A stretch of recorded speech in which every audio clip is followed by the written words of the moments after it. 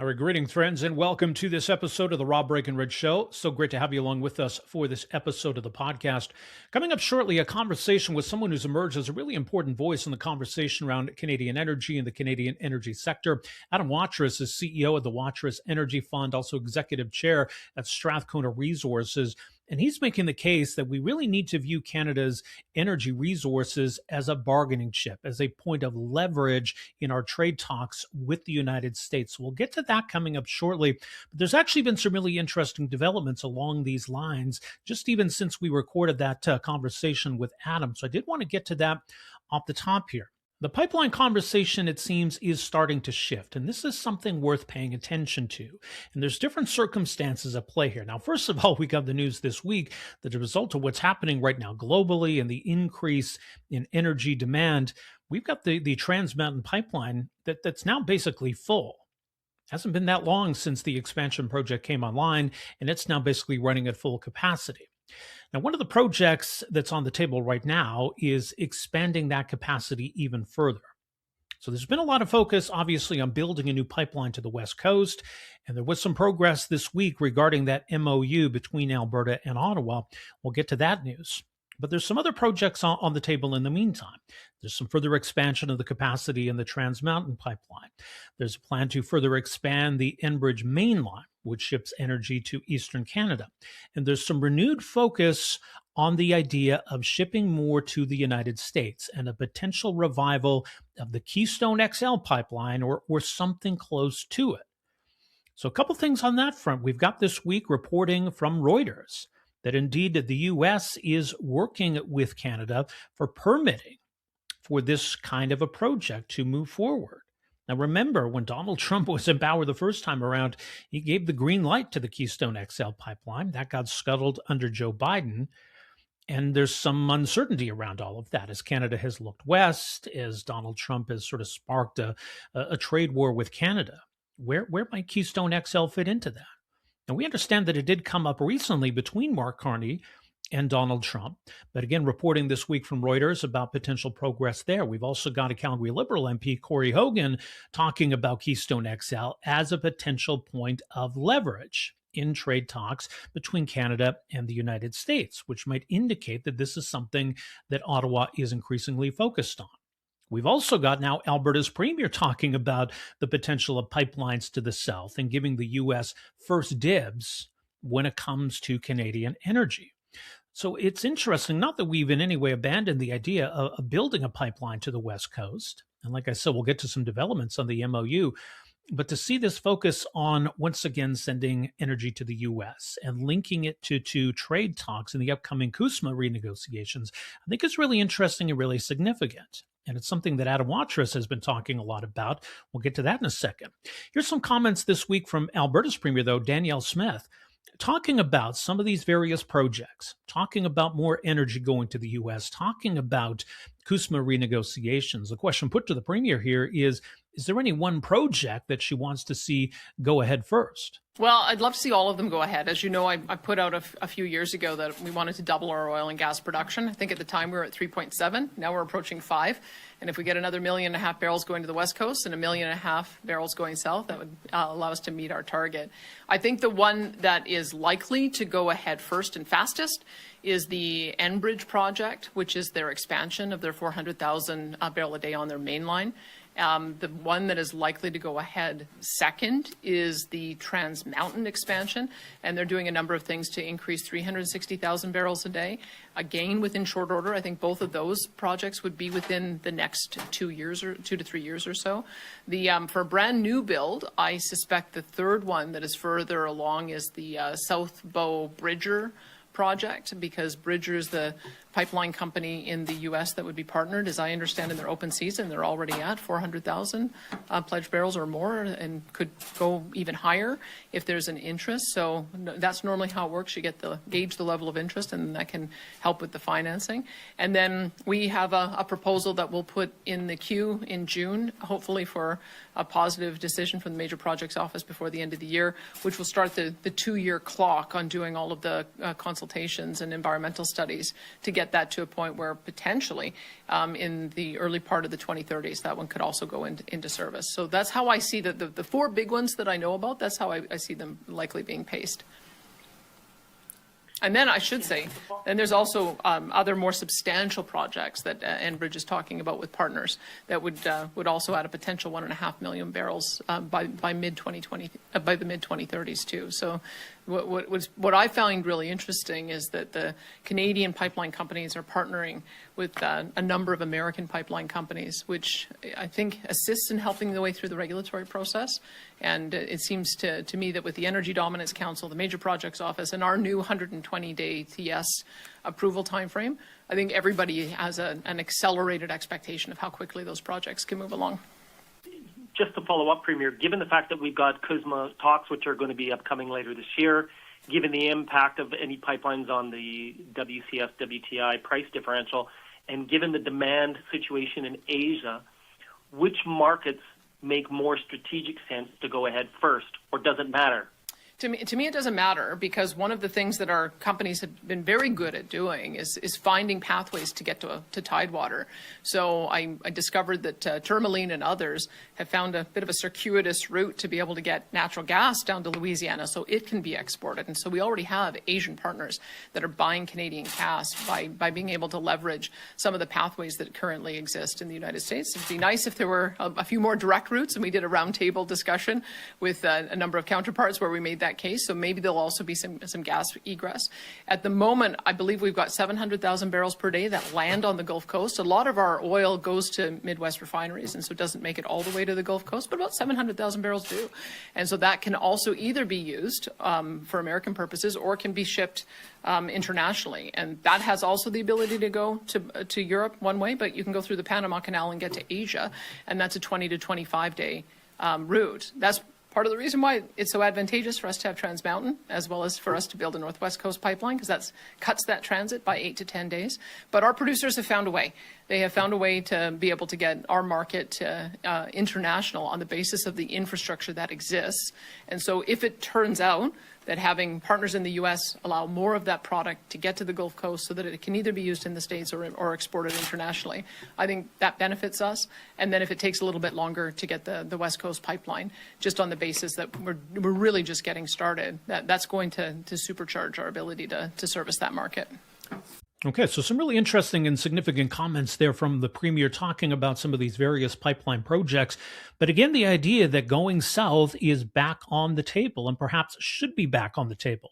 I mean, even just putting aside the whole trade dynamic to all of this, I think the idea of accessing the Gulf Coast through a project like Keystone XL, as well as expanding Trans Mountain or expanding the Enbridge mainline, I think doing all of those things right now could actually be really good for Alberta. I know there's a lot of emphasis and symbolism wrapped up in the idea of a West Coast pipeline, but even, best case scenario, that's still years down the road. So I think it's interesting and important to focus right now on where we can make some shorter term progress. And especially when it comes to trade talks and CUSMA renegotiations this year, the idea that a pipeline to the south, Canadian energy, can be a point of leverage for us is something we should be paying attention to. And it's certainly something that our next guest has been paying attention to and calling on Canadians to pay close attention to, and maybe a need to shift the conversation so that we're focused on the right priorities right now. Adam Waterous is CEO at Waterous Energy Fund, also executive chairman at Strathcona Resources. I had an opportunity to sit down for a conversation with him about all of these issues and about why we need to look at Canadian energy through this lens of having leverage in trade talks and using this as a basis to restoring that trading relationship and that partnership with the United States.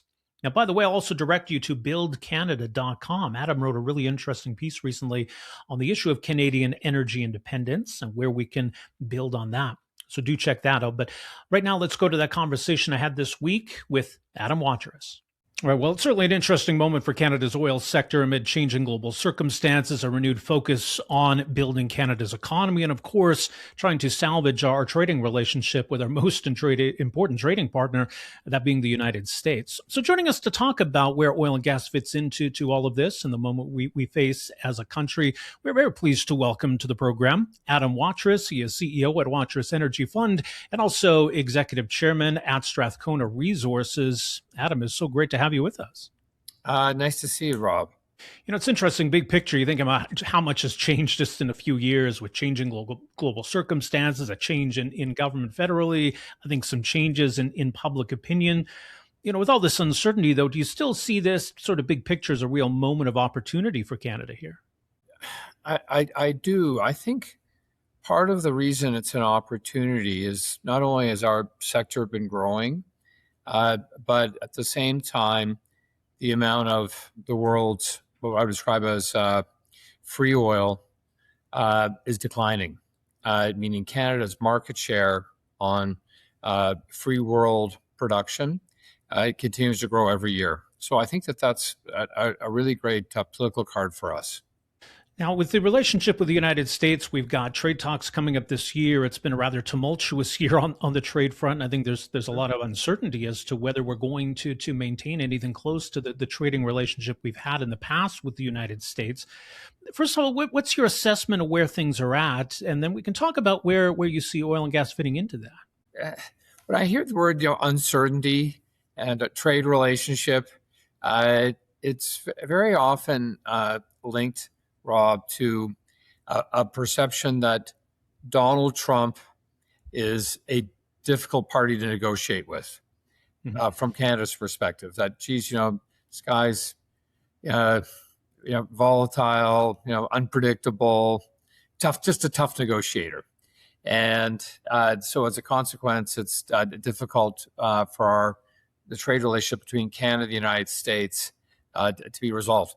I actually have a different view in that Canada, fortunately, unlike almost every other country in the world that the United States is negotiating with, has a unique leverage over the United States that Donald Trump freely admits, and that is oil, and that Donald Trump has been consistent for more than a decade. I mean, this is before he was president the first time.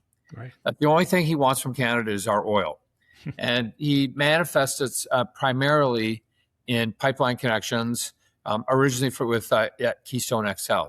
Now, why has he been so consistent on that? Well, the sort of dirty little secret that the United States has is that their Achilles heel, sort of soft underbelly of their foreign policy is the vulnerability they have due to declining oil production in the United States.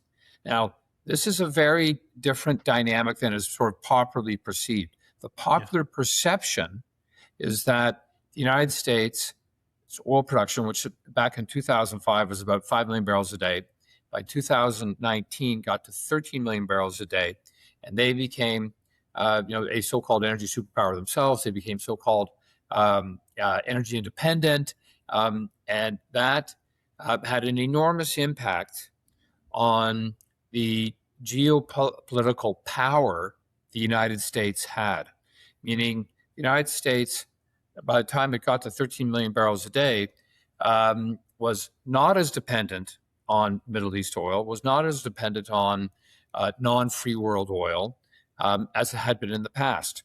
Now, what's unfortunately happened for the United States is that after this great success, of adding about 8 million barrels a day over about a 15-year period, U.S. oil production has plateaued for the last 6 years at about 13 million barrels a day, and is set to decline.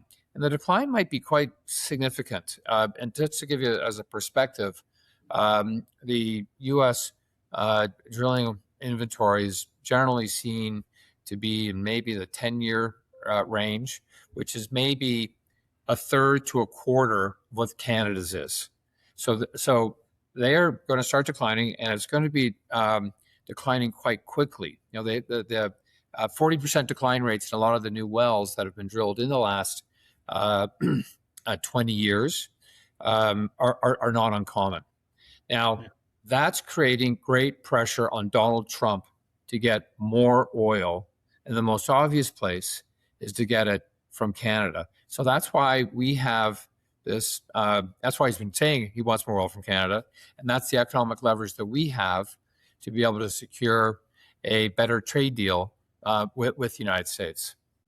Well, Canada's the most obvious place to get it. I know that he certainly also looked to Venezuela as an option now, and what's changed there. And I know that that's the kind of heavy crude that maybe is a more direct competitor to Canada. Is that something we should worry about, or do you think even that's a little bit of a wake-up call for Canada, that whole situation? In the short run, it's not something to be concerned about. And again, to try and not to get lost too much lost in math, going back to the United States, producing 13 million barrels a day, they consume 20. So they're net short roughly 6 or 7 million barrels a day. And the United States gets about 4 million barrels a day of that being net short 6 or 7 from Canada. So about 2/3 or so of all the oil imported already that the United States gets, it gets from Canada on it. Venezuela, that will be a longer term economic turnaround. It's not something that is going to impact us in the near term.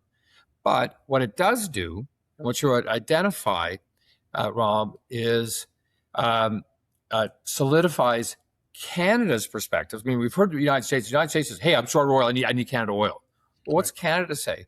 Well, the Canadian industry has been really consistent for a couple of decades, and that is it wants to diversify away from the United States. Now, the United States has been a great long-term customer for many, many decades for Canada. It will continue to be a great customer, but it's kind of the old thing: everything in moderation. And that's why the oil industry 2 decades ago said, "Hey, we got to diversify." And essentially, what the oil industry said 2 decades ago is, we need 3 new oil pipelines. We need Northern Gateway, we need Energy East, and we need Trans Mountain. And only one of those 3 got built. And so, when you're now looking at as oil production increases in Canada, what the industry wants is to diversify away from the United States and build pipelines to Tidewater. Yeah. So, put another way is, if it was up to the industry, and you'd say, well, geez, do you have a choice between, an oil pipeline going south, which is what Donald Trump wants, and an oil pipeline going west, the industry is going to choose west. Now, if the industry had a choice with 2 pipelines, and you have a choice between one going south and one going west, the industry would say, I'll take 2 going west. So this is a fundamentally different, or I describe as economic imperative that the industry wants versus what fundamentally Donald Trump wants. And that's obviously, in fact, part of the opportunity for Mark Carney in his negotiating position with the United States, to how to protect steel, auto, aluminums. Right.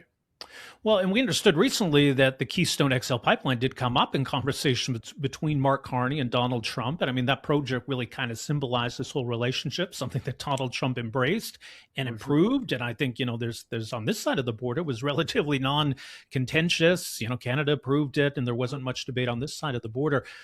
Do you think there's a possibility that this is maybe back on the table right now?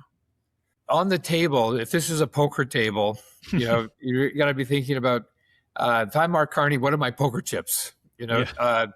And because Donald Trump has been so consistent, he wants more oil, he wants that oil pipeline. This is the key poker chip. Like if poker chip value was tied to the size of the poker chip, this would be a poker chip the size of a pizza. Like, this is the overwhelmingly card to play in this game for Mark Carney. Now, kind of the irony or unusual dynamic is that usually when industry hears, "Hey, how about another pipeline?" They go, "Wow, that's 2 thumbs up. That sounds great," especially if it's coming from Ottawa.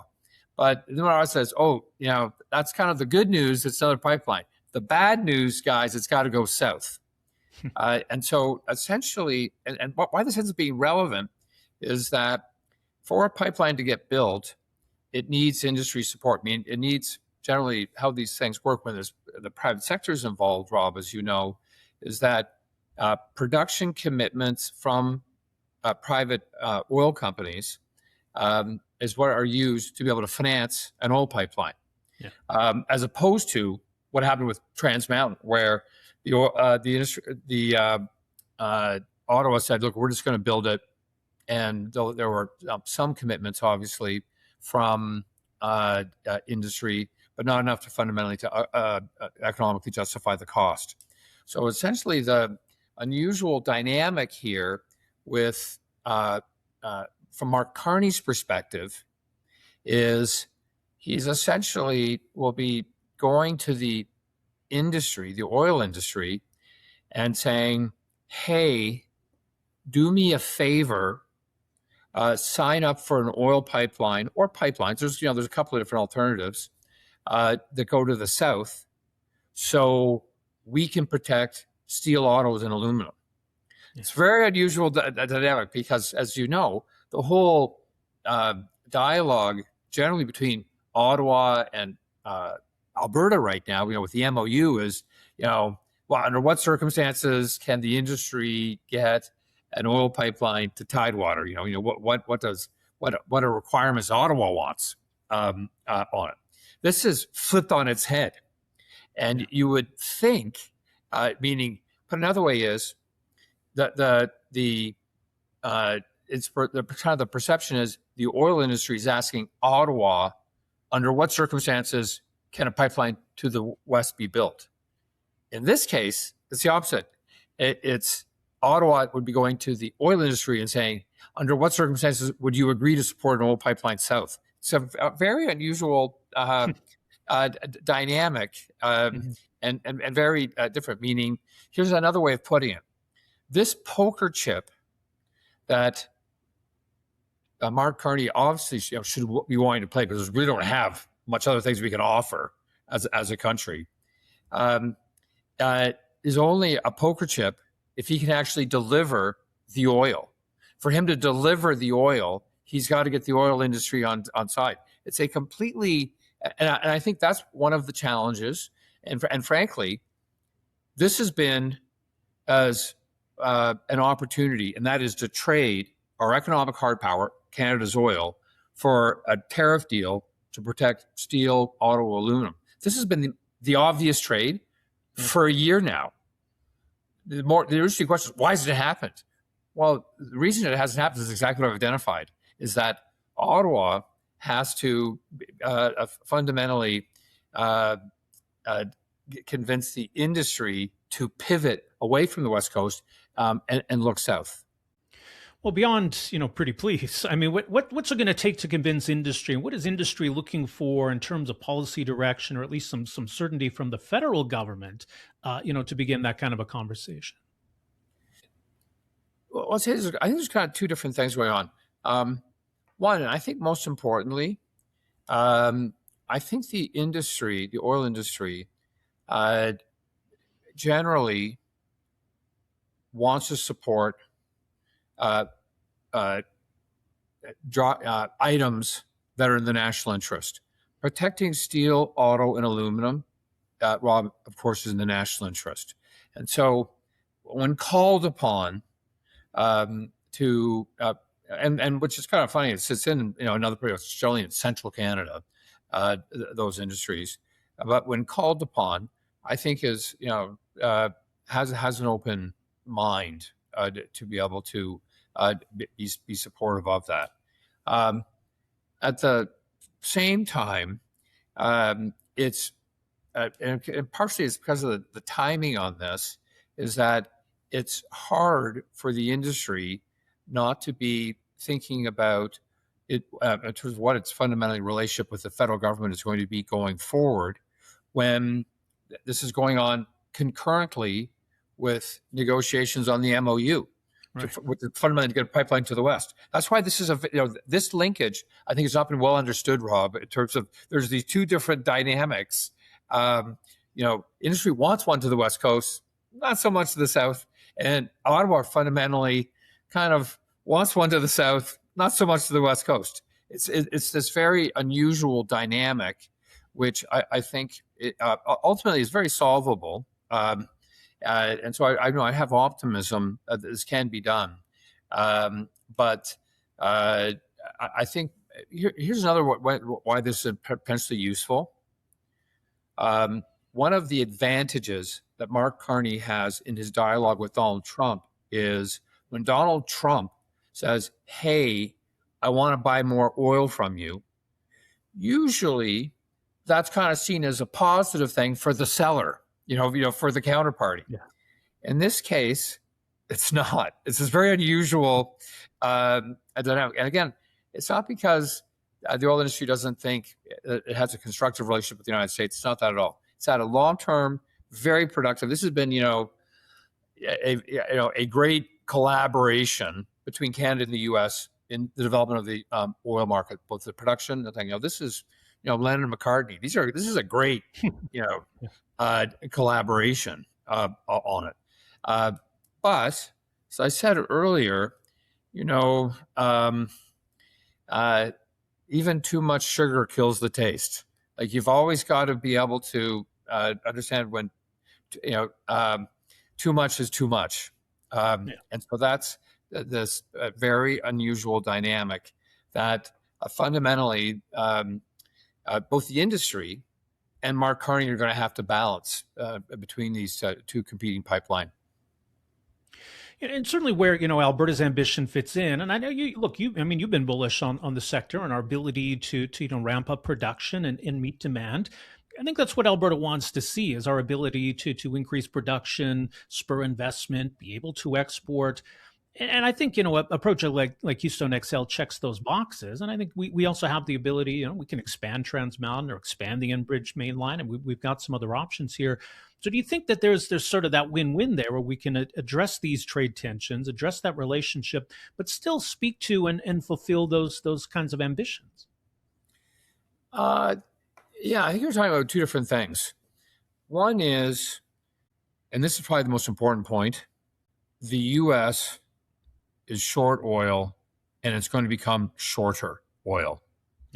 Yeah. I think it could be seen that if you look over the next, decade, what's the biggest geopolitical challenge the United States has? Is it, Russia, Ukraine, or, China, Taiwan? Those are big issues. Those are difficult situations. But the biggest challenge it's going to have over the next decade is becoming very, very short oil.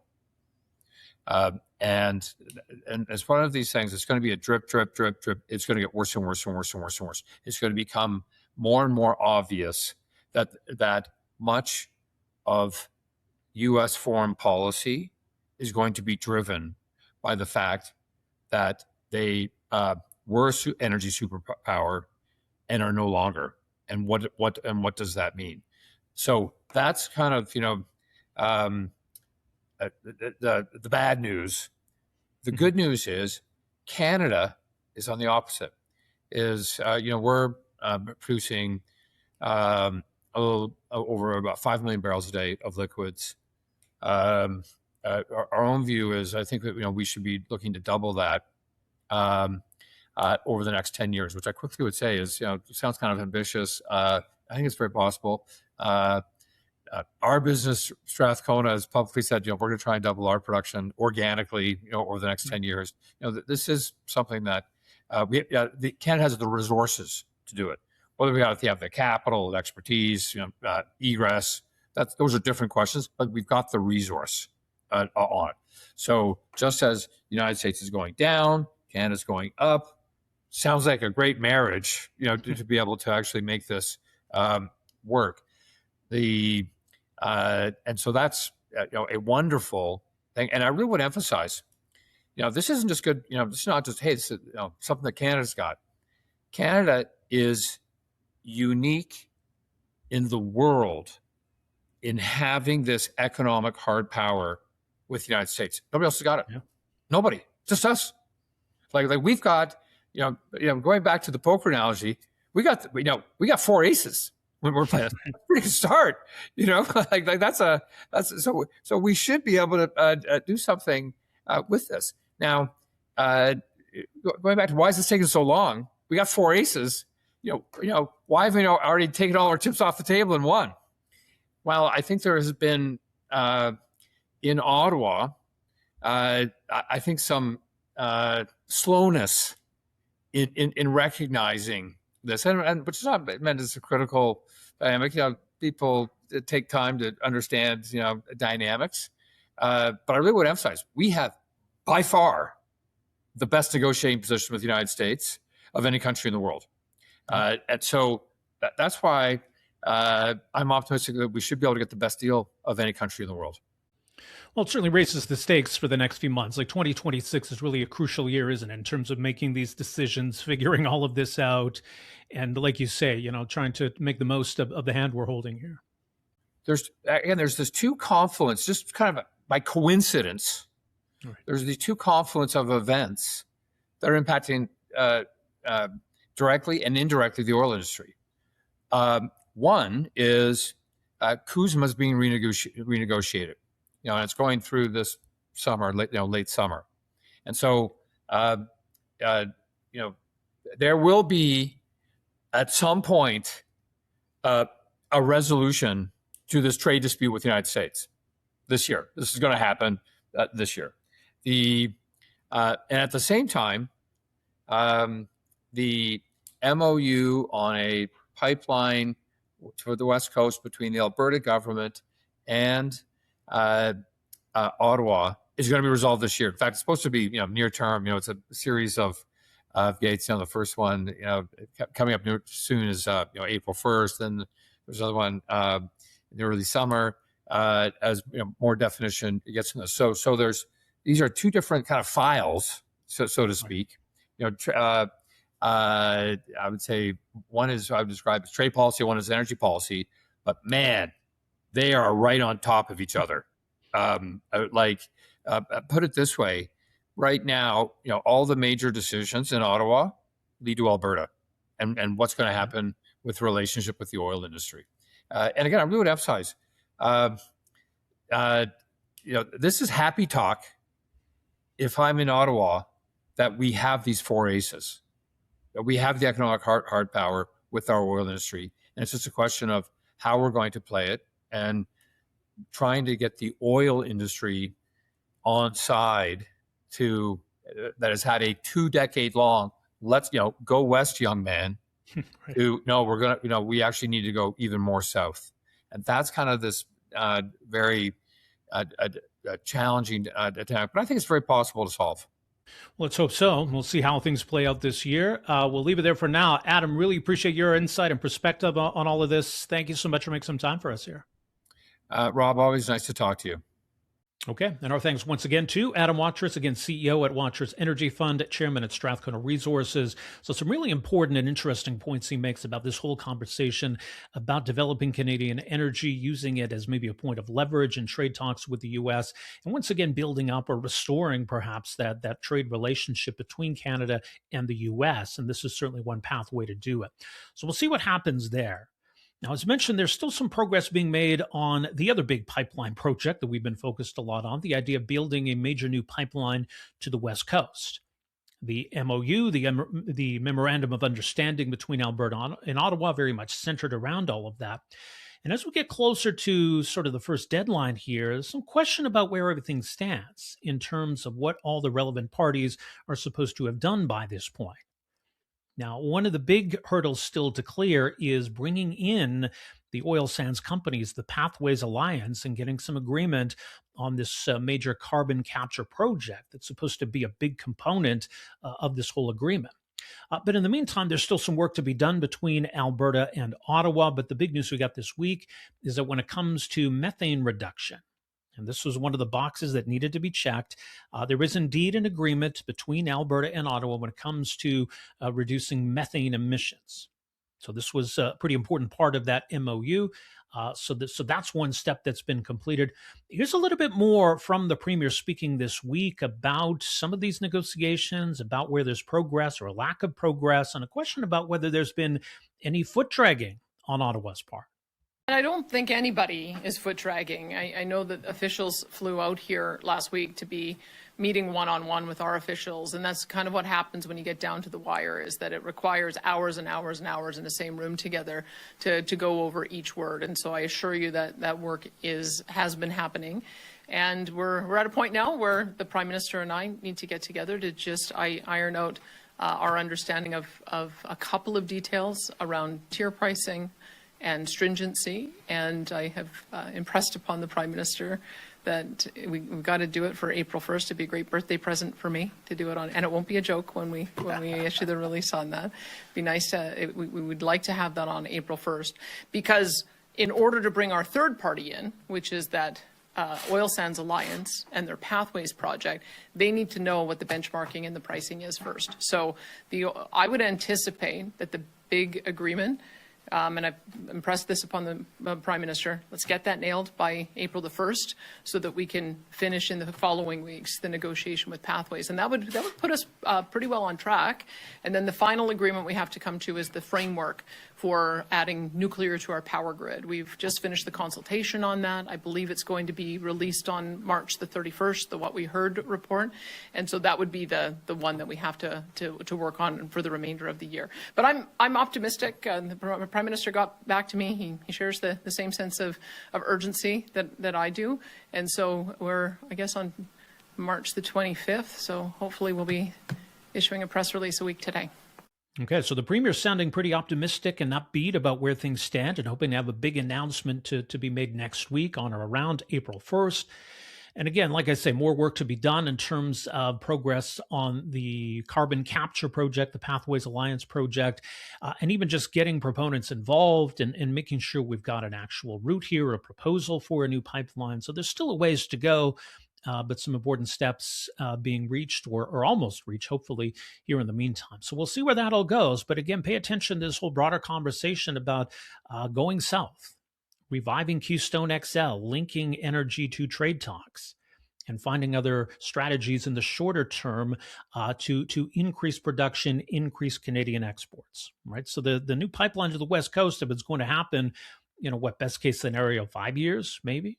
But in the meantime, we got an opportunity to expand the capacity of the Trans Mountain Pipeline, expand the Enbridge Mainline, and maybe actually proceed with Keystone XL or something like it to the United States, which again, from a Canadian perspective, is pretty easy work. Like there's the approval, the permitting, all of that. And if there's an appetite, if there's the willingness on the part of the U.S. to do their part and their side, this could happen pretty quickly. So a really interesting moment right now. Pay close attention to all of this, and we'll keep a close eye on it as well.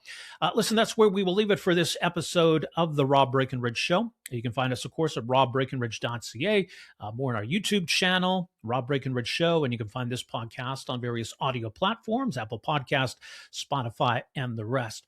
Have yourselves a fantastic rest of the week and weekend, and folks, we'll talk to you next week. Take care. Hey, folks, thanks for watching and listening. You can find us at robbreakenridge.ca. Also, make sure you hit that subscribe button below and stay connected with the Rob Breakenridge Show.